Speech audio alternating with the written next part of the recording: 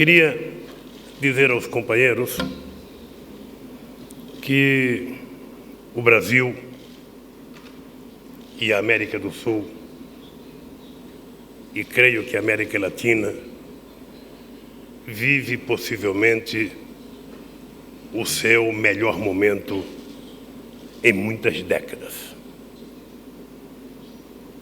Acho que a consolidação do processo democrático na América Latina e na América do Sul,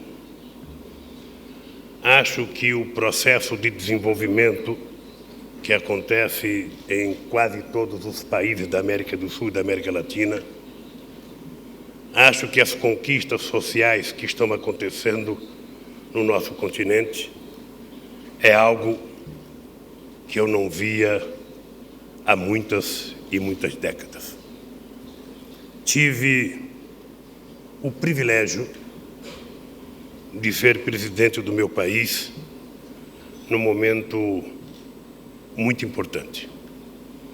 E eu poderia dizer para vocês que o grande legado que eu deixei na presidência do meu país foi a relação que nós estabelecemos com a sociedade brasileira, a relação entre governo e sociedade e a relação entre Estado e sociedade.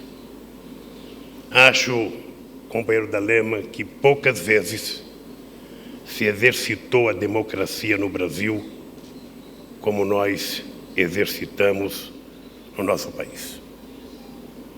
Nós fizemos 73 conferências nacionais para aprovar as políticas públicas brasileiras e não houve nenhum segmento da sociedade que não tivesse sido convidado a dizer o que pensava do país e quais as soluções que era necessário encaminhar para uma melhor performance do Brasil.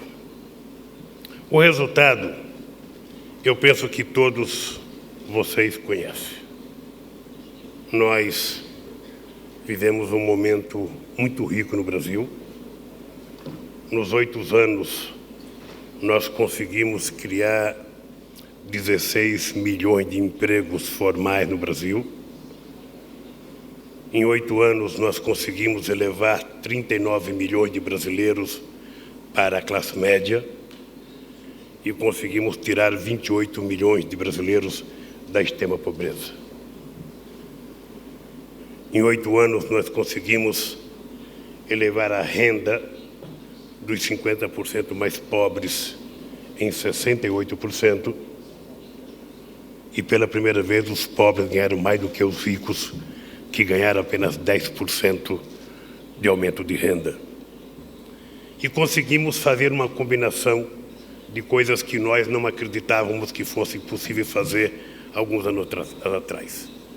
Combinar o aumento das exportações com o fortalecimento do mercado interno e, ao mesmo tempo, aumentar o salário dos trabalhadores sem aumentar a inflação.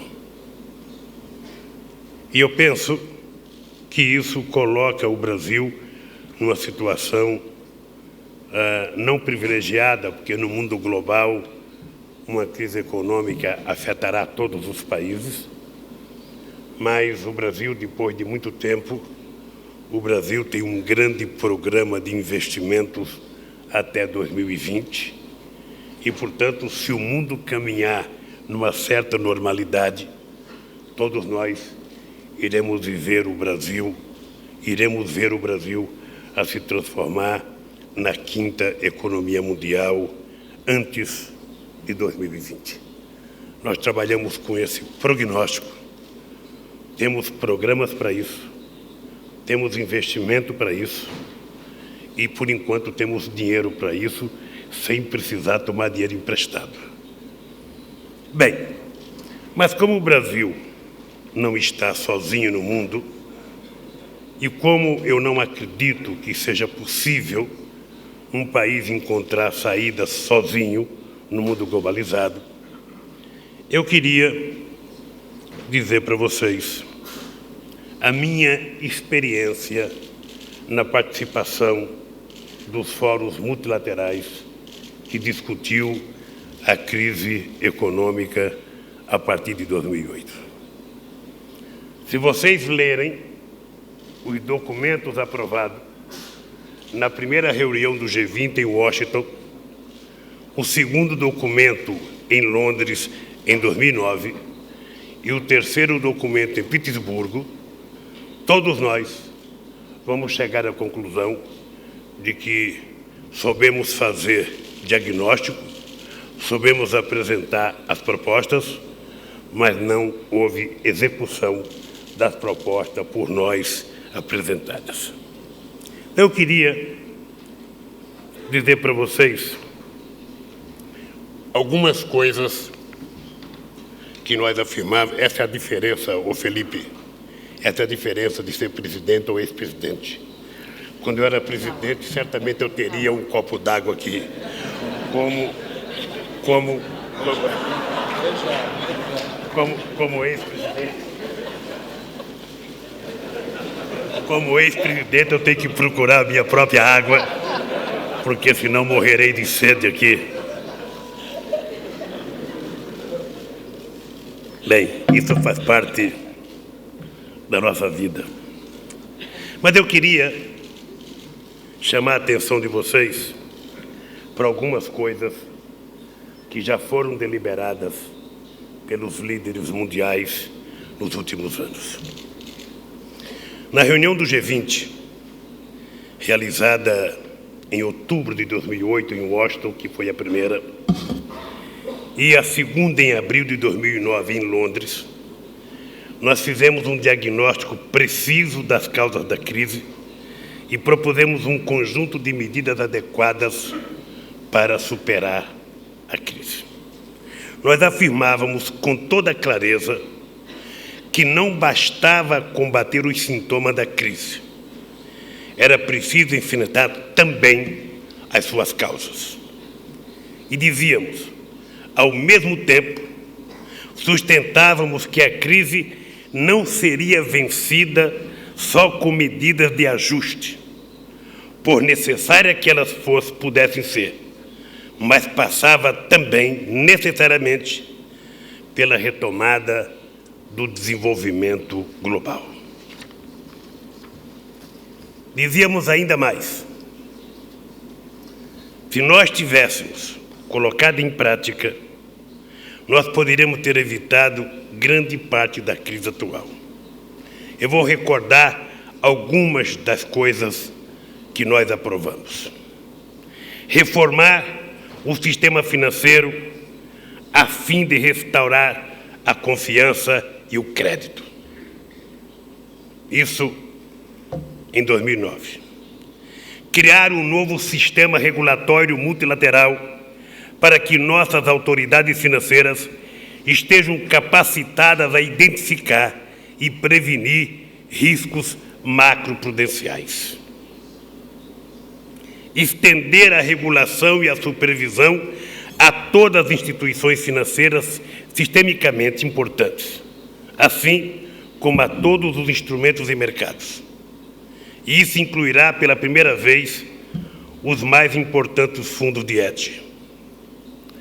Adotar medidas para aperfeiçoar a qualidade e consistência do sistema bancário internacional. A regulação deve prevenir a alavancagem excessiva e exigir que os bancos acumulem reservas adicionais de recursos. Atuar contra jurisdições não cooperativas, inclusive e, sobretudo, contra os paraísos fiscais. Estamos prontos para aplicar sanções com vistas a proteger nossas finanças públicas e o sistema financeiro. Veja, a era do sigilo bancário acabou. Isso foi dito em 2008 e 2009.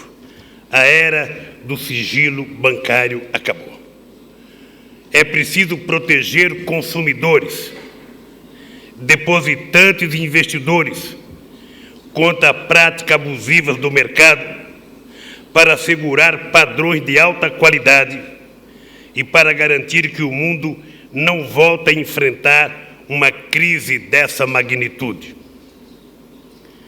eleger os presidentes, diretores gerais e altos funcionários das instituições financeiras multilaterais por meio de um processo de seleção aberto, transparente e meritocrático.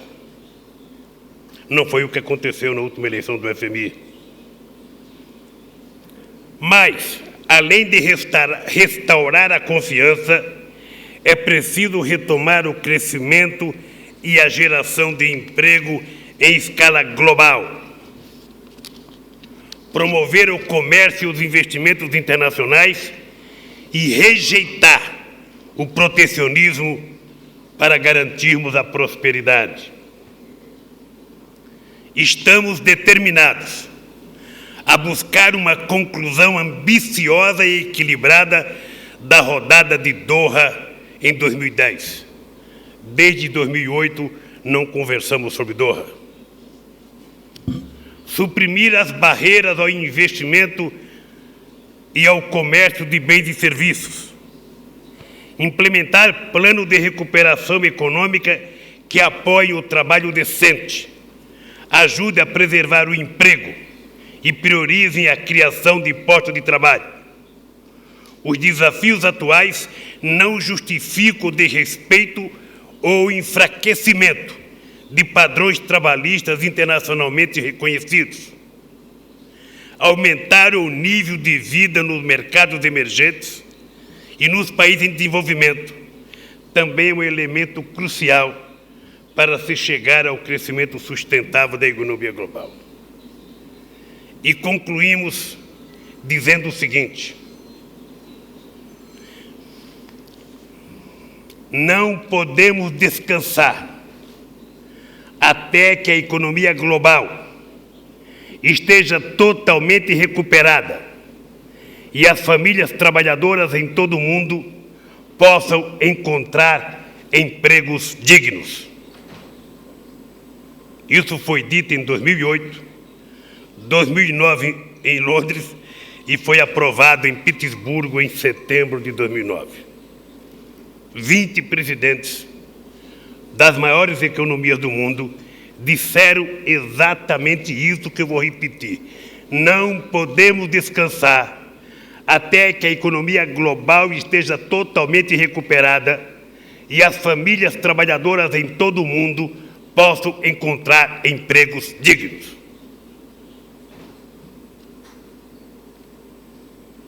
Bem, depois nós fizemos a última reunião que eu participei em 2010 e de lá para cá, infelizmente, muito pouco daquele programa foi executado.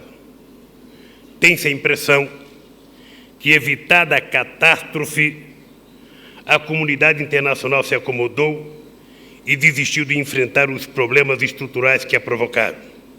Resultado, a crise voltou a recrudescer, causando enormes prejuízos aos países, principalmente o nosso querido povo trabalhador. Os desequilíbrios fiscais de alguns países são apenas uma pequena parte do problema, apesar de que as manchetes dos jornais dão mais importância ao desequilíbrio fiscal de alguns países do que aos desequilíbrios de muitos bancos e de muitas empresas. Pois bem,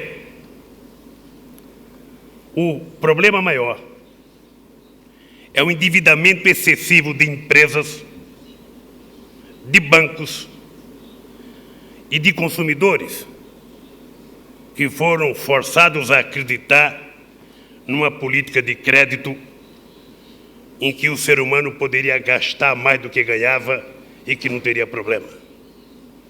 O subprime americano é o exemplo mais forte disso. Como é que uma pessoa pode comprar uma casa que ela compra sabendo que não pode pagar? Pois bem, o que aconteceu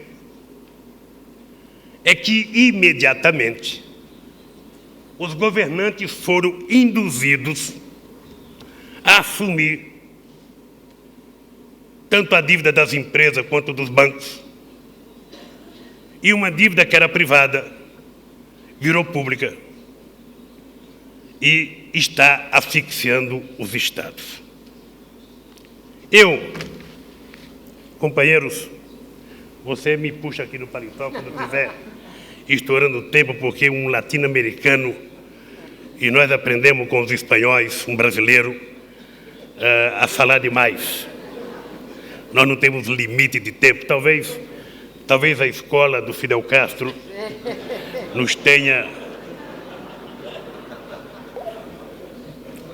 Mas veja, eu queria dizer para vocês que eu tenho falado menos sobre a crise, porque eu não quero arrumar problemas com ninguém. Mas eu queria dizer aos companheiros dirigentes políticos que estão aqui, ex-ministros que estão aqui, pessoas que estão concorrendo a cargos importantes em vários países da Europa, eu queria dizer que falta um componente na mesa de discussão. Em setembro de 2008, eu fiz um pronunciamento nas Nações Unidas dizendo que era chegada a hora da política.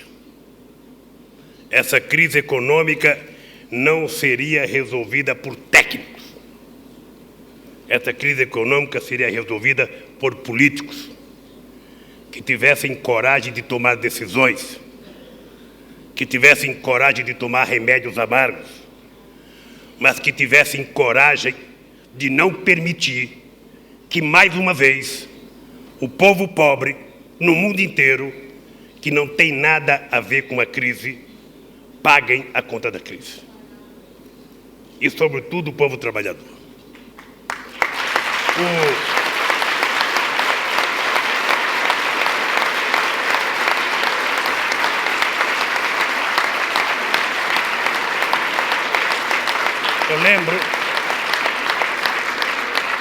Eu lembro que quando o meu amigo, ex-primeiro-ministro da Inglaterra, Gordon Brown, foi ao Brasil me visitar no Palácio da Alvorada, eu cometi uma indelicadeza com ele, sem querer cometer indelicadeza. Eu dizia para ele que não era possível a gente ler as manchetes dos jornais que negros, que gente do leste europeu e que gente da América Latina, ou seja, os imigrantes, estivessem sendo responsáveis pela crise, porque são os primeiros a perder o emprego. Eu dizia, meu caro amigo Gordon Brown, essa crise não é de negro, essa crise não é de índio, essa índio não é de latino-americano, essa crise são dos loiros de olhos verdes, que dirigem o sistema financeiro.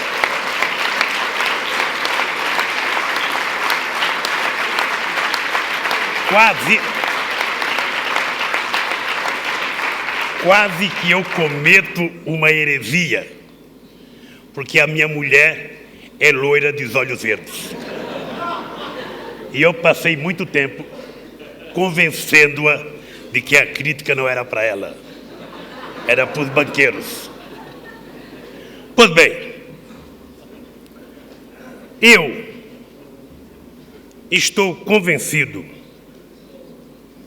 de que, se nós não fizermos uma discussão política sobre a crise, a gente não vai encontrar solução para a crise.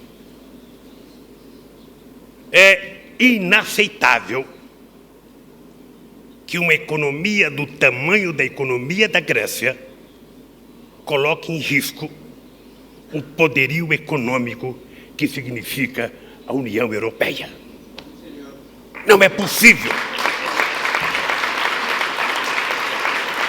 É como se uma unha encravada do meu dedinho pudesse me levar à morte. Ou seja, a falta de responsabilidade no trato da questão da dívida está deixando uma parcela da sociedade mundial assustada. Porque quanto custava resolver o problema da Grécia há 2 anos atrás? E quanto custa agora? E quanto o medo disseminou outras crises? E eu acho, companheiros, que nós estamos padecendo de um problema grave. É que nós temos uma geração de políticos que foi criada acreditando que o mercado resolveria todos os problemas. E agora que o mercado fracassou a partir do Lehman Brothers, os políticos precisavam agir. E eu acho que as decisões que nós tomamos, que eu li para vocês, não foram cumpridas, porque nós temos uma economia globalizada, nós temos um comércio globalizado, mas as decisões são individualizadas para cada país. Nós não temos instituições multilaterais que cumpram as decisões que os líderes tomam nos fóruns multilaterais. O FMI não foi criado para resolver problema dos países ricos. O FMI foi criado para resolver problema no Brasil, na Bolívia, no México, na Argentina.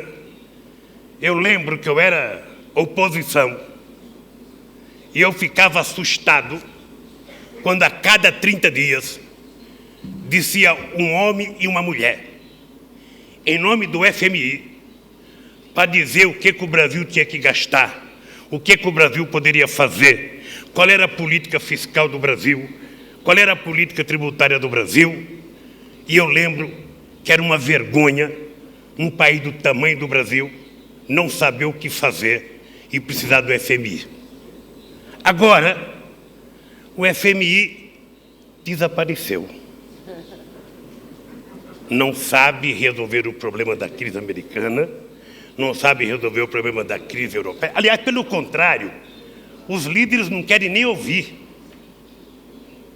Não querem nem ouvir.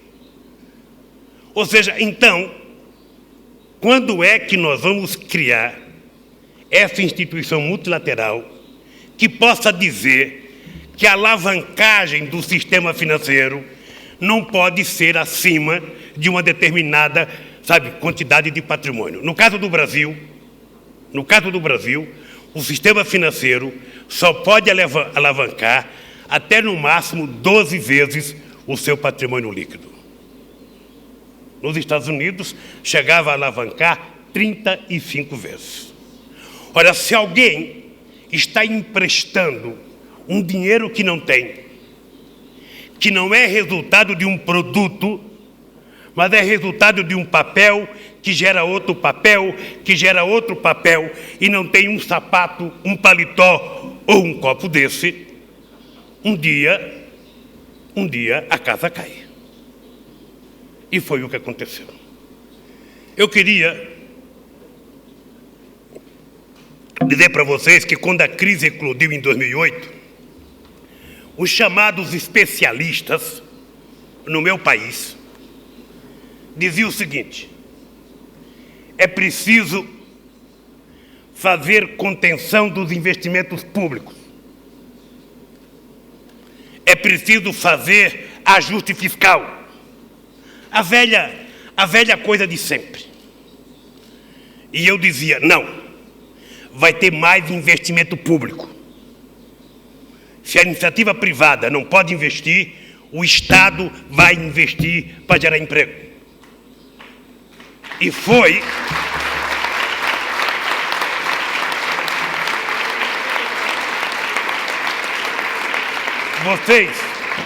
Vocês estão lembrados que o crédito desapareceu. Um dia, Felipe, eu fiquei assustado, porque a Petrobras, que é uma empresa muito grande, estava na Caixa Econômica Federal do Brasil, que é um banco que financia habitação e saneamento básico, tomando o dinheiro da poupança dos pequenos para financiar a Petrobras, porque ninguém queria emprestar dinheiro no mundo. O dinheiro sumiu de circulação. Eu que acreditava que tinha 2 trilhões de dólares atravessando o Oceano Atlântico para lá e para cá, porque diziam, tem 2 trilhões de dólares voando de mundo para mundo, por computador, por telefone. Nego fazia negócio de milhões e milhões por telefone, cada dia mais aumentava o tal do bônus, o bônus. Eu nunca vi, sabe? Era um negócio maluco, o cara ganhava bônus para vender ilusão, para vender papel. Aliás, tem um documentário, como é que chama o documentário? Esse da crise americana. E eu vi um filme esses dias também, Wall Street, O Dinheiro Nunca Dorme, com Michael Douglas, que eu acho que em cada palestra dessa deveria ter esse documentário, para ver por que a gente não consegue resolver o problema da crise. É porque grande parte dos que causaram a crise estão nos governos. E aí não tem solução. Pois bem,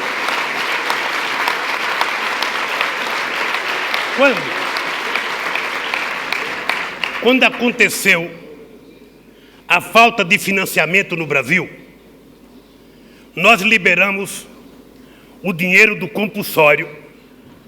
O compulsório é que cada depósito à vista, uma parte do recurso vai para o Banco Central. E nós liberamos para ajudar o financiamento do comércio. Aí descobrimos que os bancos privados pegaram o dinheiro do compulsório e compraram títulos do governo que era mais rentável, ao invés de jogar na economia. E aí nós fortalecemos o banco público, o Banco do Brasil, que é um banco muito importante no Brasil, que financia pequenas e médias empresas e financia a agricultura. A Caixa Econômica Federal, que financia a habitação. E o BNDES, que financia o desenvolvimento, sobretudo grandes empresas. Nós fortalecemos esses bancos. Compramos carteira. Eu não esqueço nunca que o mercado de carro usado parou. No Brasil, como tem muita gente pobre, primeiro o cara, para comprar um carro novo, ele vende o seu carro usado. E as pessoas mais pobres compram o carro usado. E parou o mercado. Eu chamei o Banco do Brasil e falei, Banco do Brasil, você vai financiar carro usado. Ele disse para mim, nós não temos expertise. E eu falei, o que é expertise? Porque eu não era obrigado a saber uma coisa tão chique dessa expertise. Pois bem, eu falei, não, é gente especializada, gente que sabe. Eu falei, quanto tempo custa para formar um tal do expertise? Ah, vai levar 1 ano, presidente. Então vamos comprar expertise. E compramos a carteira do banco que tinha 90 bilhões de reais de financiamento de carro usado. Acabou o problema. Numa semana, resolvemos o problema da indústria automobilística brasileira. Numa semana. E outra decisão que nós tomamos. Anunciamos um programa de 1 milhão de casas. E agora já anunciamos mais um de 2 milhões de casas. Portanto, a presidenta Dilma tem que terminar 1 milhão que nós começamos e tem que fazer mais 2 milhões de casas até 2014, que está no programa. Aumentamos as obras que o Brasil tem que fazer. E a economia brasileira cresceu demasiadamente o ano passado, chegou a 7,5%. Nós fomos obrigados a fazer uma contençãozinha para não permitir que a inflação voltasse. Eu quero dizer para vocês, meus queridos companheiros e companheiras, que eu considero, e vou terminar dizendo isso, eu considero que nós temos que olhar com muito cuidado o que está acontecendo na União Europeia e nos Estados Unidos. Primeiro porque é bobagem alguém pensar lá de onde eu venho ou da China que a crise é só da Europa. A Europa significa tanto para o mundo que se a Europa não voltar a produzir e a consumir, se os americanos não voltarem a consumir, essa crise vai atingir todos os países. Então não é uma crise da Europa, é uma crise que nós temos que assumir a responsabilidade de ajudá-la a resolver. E queria dizer para vocês que, para mim, é preciso fazer um estudo para saber o quanto custou construir a União Europeia e quanto vai custar destruir a União Europeia.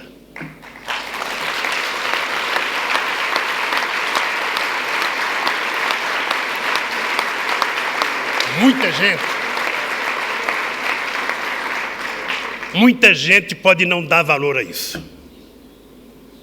Mas o que vocês fizeram depois da Segunda Guerra Mundial, de juntar vencidos e vencedores e construir a União Europeia, isso não é uma coisa de vocês. Isso é um patrimônio democrático da humanidade. E nós não temos o direito. Não temos o direito de permitir que isso se acabe de uma vez por todas.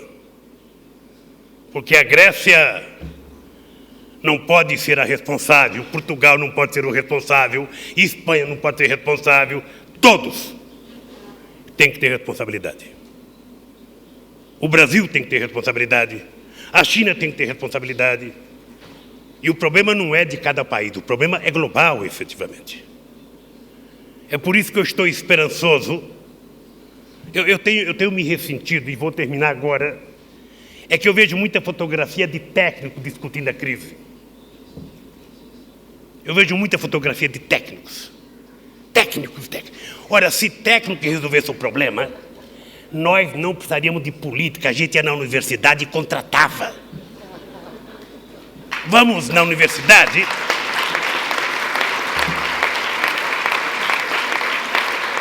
Vamos na universidade contratar a solução. Agora, ela é política. Ela é política, eminentemente política. E os líderes têm que tomar decisões. Os líderes precisam apresentar esperança.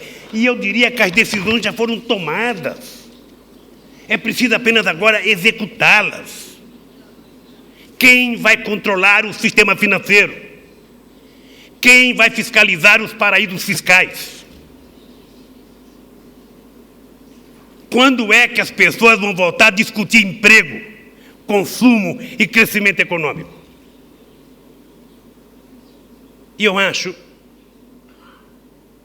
que extraordinário o que vocês estão fazendo aqui. Porque se a gente não conseguir recuperar a esperança, sobretudo na juventude, a gente tem que vender a convicção de que só tem razão de ter político para resolver crise. Quando tudo dá bem, não precisa de político. Isso é que nem time de futebol quando está ganhando. Quando está ganhando, sabe, cada jogador resolve o seu problema, o técnico é o melhor do mundo, quando começa a perder, o técnico é o primeiro a cair, aí o jogador não vale nada. A política é a mesma coisa. As pessoas estão sempre procurando encontrar alguém que seja culpado. E a cada 4 anos se procura um culpado, derrota, coloca outro. Ou seja, e eu acho, por Deus do céu, eu sou político, não nego a política, acho que não tem solução fora da política, não tenho vergonha de ser político.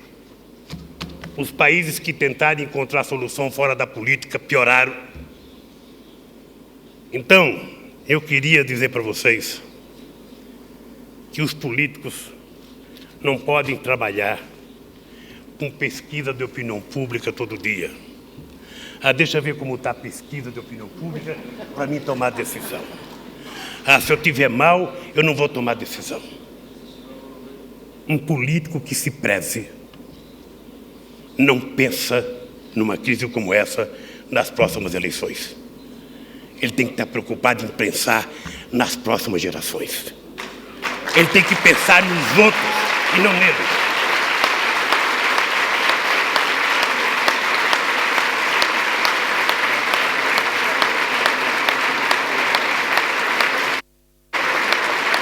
E eu